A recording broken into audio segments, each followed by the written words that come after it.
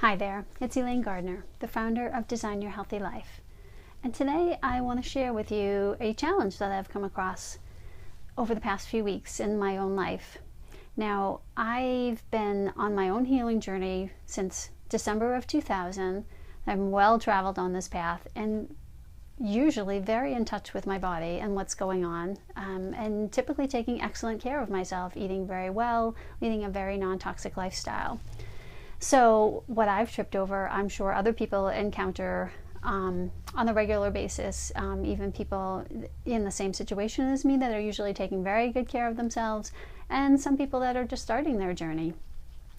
So I have a lot of projects that I have created in my head, many more things that I want to share with you over the coming months and years.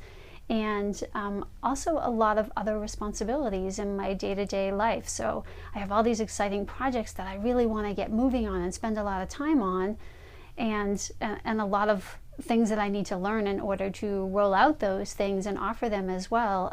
A lot of those things are technology based, and it's definitely not a strength of mine, so it really challenges me in those areas. So I've got all these exciting ideas, and I'm really happy to get them rolling and really pushing myself to get them done. And that was really starting to take a toll on my physical health, and I didn't realize it until I was starting to feel so incredibly achy and often quite grumpy, that I had to take a step back and ask myself, what is going on here? And I realized that that I was just pushing myself too much, and I really need to take a different approach. So instead of slowing down, so to speak, it's more about adjusting my mental attitude for me. So, when I sit down, when I have my project time, which is very limited, excuse me, on a week-to-week basis, I have really big plans for what I want to accomplish that day, and oftentimes higher expectations than what I actually have time to do. So those project times actually, instead of being creative, interesting, exciting times for me, were just completely pressure based, and at the end of those project times I would feel kind of like a failure because I didn't accomplish the level of work I had hoped to accomplish. But what I was really doing was expecting far too much of my time in the time that I had allotted. So I'm really taking a second look at that and adjusting that. So the lesson is that I want to share is to pay attention to your body and your thoughts and feelings. And health is holistic. It infiltrates every area of your life and encompasses much more than just how you feel on a physical level on a day-to-day basis. It's your mental health, your emotional health, how you feel about your job, how you feel about the choices that you make on a day-to-day basis, how you feel about your relationships. So this is all about physical and mental health, and physical and mental health can affect you deeply at the emotional, and mental health can affect you deeply at the physical level. It's all one body, it's not disconnected.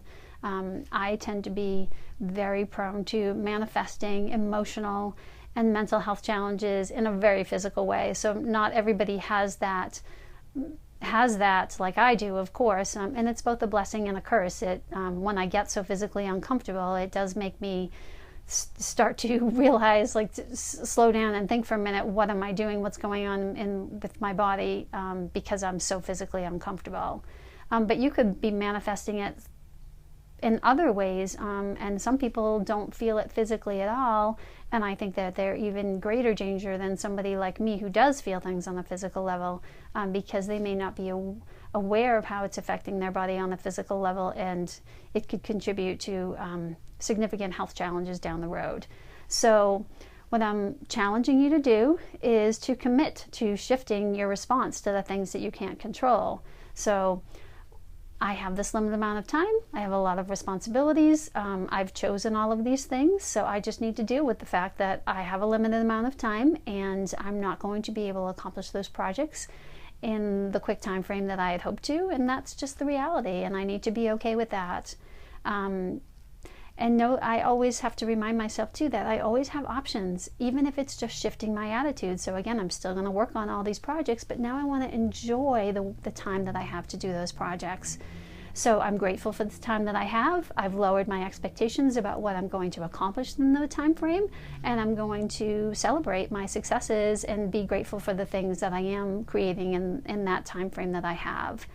So now it's your turn. So take out a piece of paper.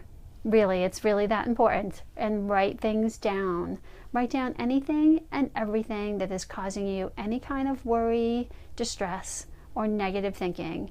If it's a short-term thing, a long-term thing, you want to write it all down. You want to get it all out of your head. You want to have it all in front of you. And I know that you think about these things on a day-to-day basis, but actually taking the time to sit down and write them down will actually help you pull out things that you may not be aware of on a day-to-day basis.